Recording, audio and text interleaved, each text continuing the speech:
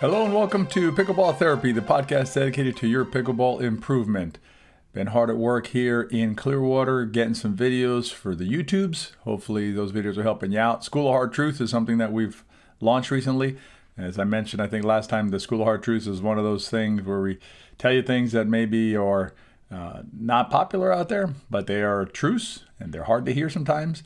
The last weekend on YouTube, we published a video about spins and how our obsession with spins as pickleball players can sometimes lead to, or oftentimes I should say, lead to problems with our game, and that getting away from those spins can really help you improve as a pickleball player. And if you haven't added spins yet to your game, stay away from them until you're ready for them. And once you're ready for them, that's great, but spins are really not necessary to play the game. But that's part of the hard truth, School of Hard Truths that we have. And our objective there is to bring you these kind of messages aimed always at helping you become the pickleball player that you want to be. And the other thing we've been working on is the success path. If you follow us at We Are Pickleball, you know that we're launching our success path in March, and it's going to be like chock full of good stuff, but that obviously requires a significant lift on our end. So we've been working on that as well. So exciting stuff. Hope you're having a good week as well out there, wherever you're at and whatever you're up to these days. This week, we're going to continue our conversation about the soft game. But we're going to do this week is we're going to talk about the paradox of the soft game, which I think is kind of interesting, and it might help you frame it out a little better. And then I'm going to try and give you a couple more reasons why you should add the soft game into your life if you haven't already brought it into your life. And if you have already started bringing it into your life, or you already understand the soft game, then maybe this will give you some context for that as well, or some backing. In other words, like you'll feel more confident about having added it to your game, understanding these concepts. And in the riff, we're going to pick up on the challenge that we started 2 weeks ago. Last week, we took a little bit of a break to talk about avoidance of injury. But this week, we're going to re-pick up the challenge, and I'm going to give you a challenge in the riff so you can continue adding to your athletic pillar and become the pickleball player that you want to be. Stay tuned for the podcast. If you want to have the most fun you've ever had on the pickleball court while at the same time learning the skills and strategies that you need to play your best pickleball, check out our We Are Pickleball camps. You can find out more at wearepickleball.com/camps. I'll link to it below in the show notes. When you're ready to treat yourself to the best and most immersive pickleball camp available anywhere, join us at a We Are Pickleball camp. You'll find our 2022 schedule in the link below. This much fun should be illegal. All right, let's jump into the soft game. Last week we talked about 4 uses of the soft game, give you some specifics on it and defined it out for you. Let's talk a little bit this week more about the paradox of the soft game, because I think it's an interesting aspect of our sport that makes it different than some other sports, and is, I think, one of the reasons why those of us who play pickleball continue to play pickleball, because these objectives, these goals inside pickleball are more available than they would be in other sports. And let me start framing it out so I don't lose you here. So think of any other sport. Think of baseball, for instance, right? And say you want it to be a really good baseball player. Well, if you want to be a really good baseball player, the skill sets that you need to accomplish that are pretty hard to achieve. Whether, let's say you want it to be a pitcher, right? You want to be a pitcher, you need to be able to master these kind of pitches. You need to be able to throw balls at certain rates of speed, which are very difficult for the average person to master. The same thing if you want to be a center fielder, you need to have certain speed. That's very difficult to master. There's other sports like basketball where, there are some exceptions, like Spud Webb, I think was 5'8" or something. But for the most part, you look at NBA players and they're very tall. So the best in their sports have certain physical characteristics, and not just physical characteristics, because that's not fair, but they also, there are physical characteristics, but there's also another set of them. For instance, like top tennis players. Top tennis players can serve over 120 miles an hour normally. Women players, I think, normally serve over like 100, I believe, is kind of a good threshold for a female player. But the point is that they basically there's certain skills that they need to be able to master that are pretty involved, and that a lot of us look at and go, well, for me to master that skill, that's going to be a full-time job. Let's compare that to pickleball. In pickleball, if you watch the best players in the world, so you're watching Ben Johns or Simone or Tyson McGuffin or any of those players, right, or Catherine Parenteau, when you watch them play, the vast majority of their shots, most of what they're doing out there, consists of the soft game. And when you break down the soft game, when you look at the types of shots that you need in order to master the soft game, those are shots that are available to you, to me, to him, to her, to everybody who plays pickleball. There is nothing magical or nothing unattainable about the types of shots that are used by the best players in our game in the matches that count. So when you watch them play, the majority, the big matches, right? The finals, the matches that are like, everything's on the line. The shots that they resort to are shots that are available to you and to me. And so that's very different than other sports, because again, in other sports, you watch them and you go, wow, how did, gymnastics or anything, how do you do that? And you understand that there's there's just years and years and years of training to get to that. Not suggesting it doesn't require training to do what we do in pickleball, but you can immediately start adding the soft game to your game. You can immediately start working on your dinks. You can immediately start working on your third shots, on your block volleys, on your transition resets and things like that, and be able to emulate the game played by the best players out there. And what's interesting to me, and maybe this is so that's kind of the framing I wanted to give it, but what's interesting is the paradox, I guess, is that rec players think the soft game is a fantasy. Like I've had several comments about it being a myth, about it being like, I don't know, like not a thing.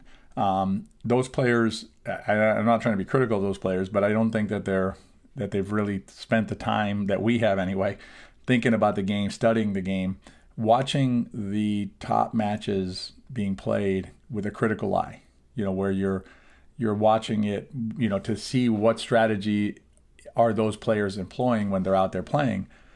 If you do that, then you understand that they use the soft game. And they being the best players, the best pros, use the soft game because the soft game is the most effective way to play this game.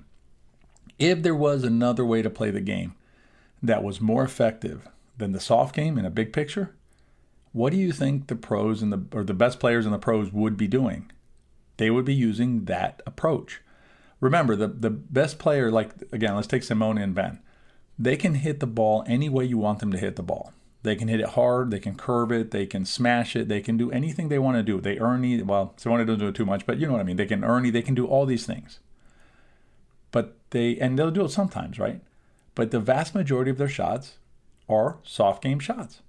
And so ask yourself, if that player there understands the game, I think we would agree that those players understand pickleball as well as anybody does.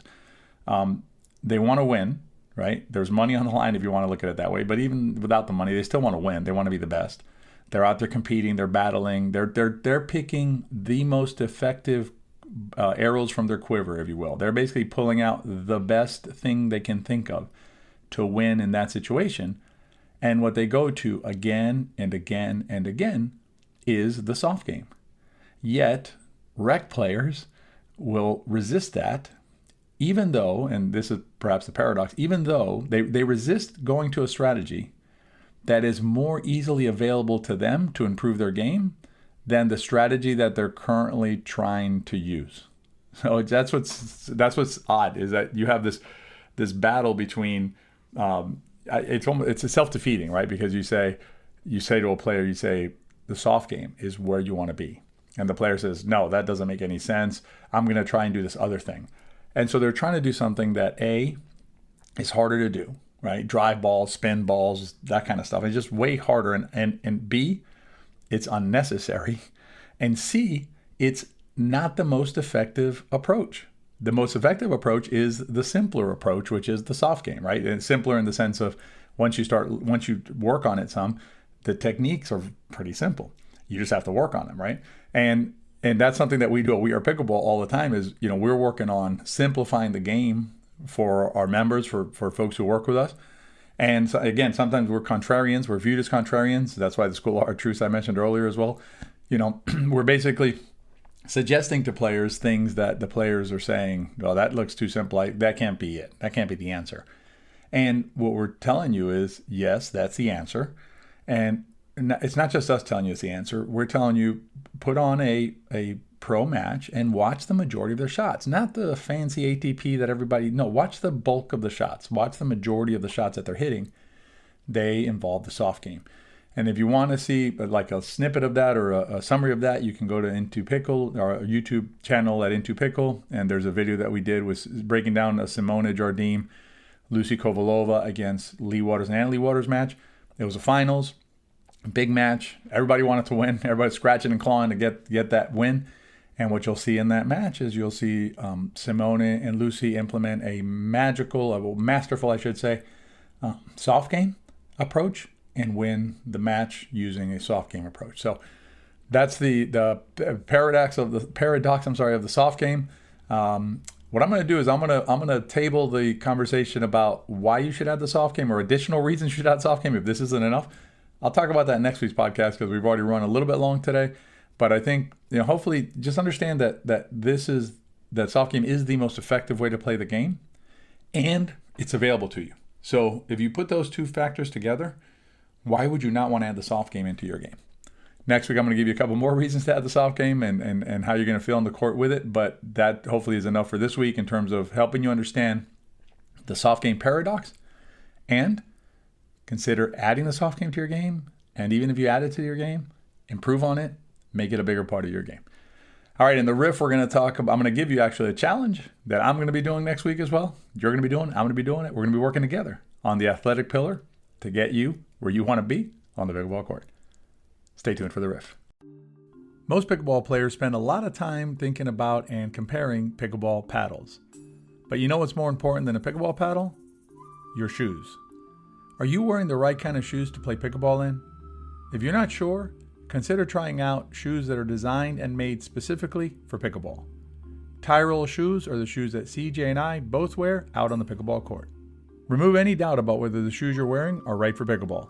Check out Tie Roll Shoes. I'll put a link in the show notes. Protect your most valuable asset out there, your body, with the right shoes. Wear the right shoes and play longer on the court.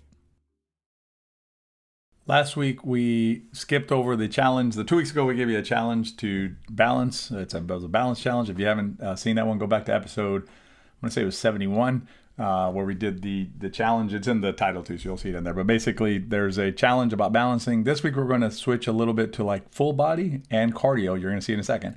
And it's something that I've been doing on the daily. Not on the daily. I would say I've been doing it about half the time. So we're going to set a target of 4 times this week. So 4 times this next week, what we're going to do is we are going to walk for, you have to walk for about at least 20 minutes, but 30 minutes is a better target. So 20 to 30 minute walk, even if you're up in the snow, something like that. I mean, wait till, it's not icy and you're not going to fall, but go out and take a walk. And what's important here is you're going to go to YouTube and you're going to YouTube a video that shows you how to walk. And actually, I'm going to find the video that I use and I'm going to put it in the show notes. There's a video that I watched. I thought it was fantastic. It shows you how to walk. I'm 52, learning how to walk, but that's life, always learning. So next week, during the next week, 4 times, walk 20 to 30 minutes. It'll help your back, your hips, your cardio, everything. That's this week's podcast. Hope you enjoyed it. If you enjoyed it, please rate and review it on Apple or wherever you're at, and share it with your friends. If you liked it, they probably will too. Have a great week, and we'll see you next time.